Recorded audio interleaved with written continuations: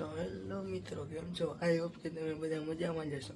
તમને મારા તરફથી જય શ્રી રામ અને ગુડ મોર્નિંગ.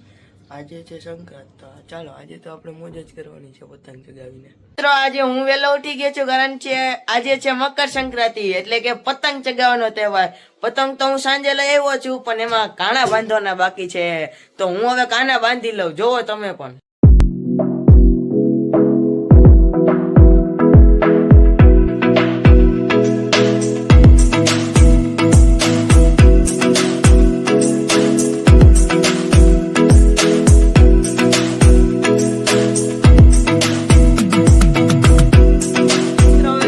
બાંધી દીધા, પણ હા, મકર સંક્રાંતિ એ છે કે જેમાં તમે શેરડી ખાવ, ગોળની બનાવેલી વસ્તુ ખાવ અને પતંગ ચગાવો. પતંગ ચગાવવાની કોઈ ના ન હોય, પરંતુ પ્લાસ્ટિક દોરી વાપરી આપણે પક્ષીઓને કાપી નાખીએ છીએ.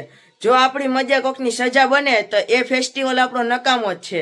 સવારે તમે 8-9 વાગે અને સાંજે 5 વાગ્યા પછી પતંગ ઉતારી લઈ જાય, કારણ કે સવારે તે ભોજનની શોધમાં જાય છે અને સાંજે તે પોતાના માળા તરફ જાય છે. જો સાંજે આપણે એના માળા તરફ ન પહોંચવા દઈએ તો એને પણ ઘરે કેટલાય રાહ જોતા હોય છે.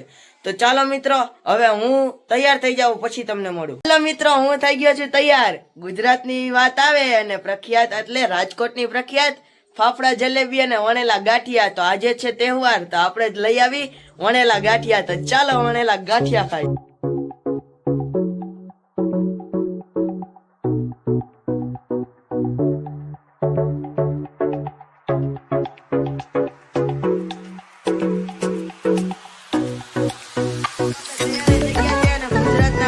અને રાજકોટના પ્રખ્યાત આપણે ગાંઠિયા પણ ખાઈ લીધા. તો ચાલો હવે આપણે મકર સંક્રાંતિ ઉજવીએ, એટલે કે પતંગ ચગાવીએ. તો ચાલો પતંગ ચગાવીએ.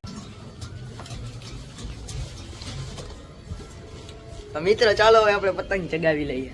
જો તમને હું માહોલ દેખાડું.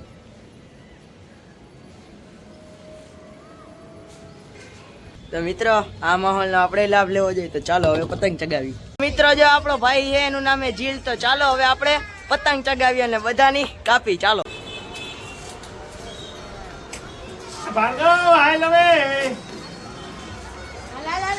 હજી નો આવવાનું હોય, મામલો બેજાને હે.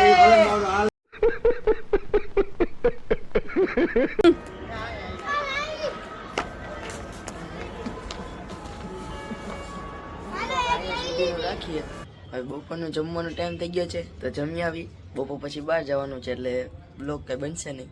તો ચાલો મળીએ બીજા બ્લોગમાં. મજા આવે તો લાઈક કરવાનું ભૂલતા નહીં, સબસ્ક્રાઈબ કરવાનું તો હાવ ન ભૂલતા, બરોબર?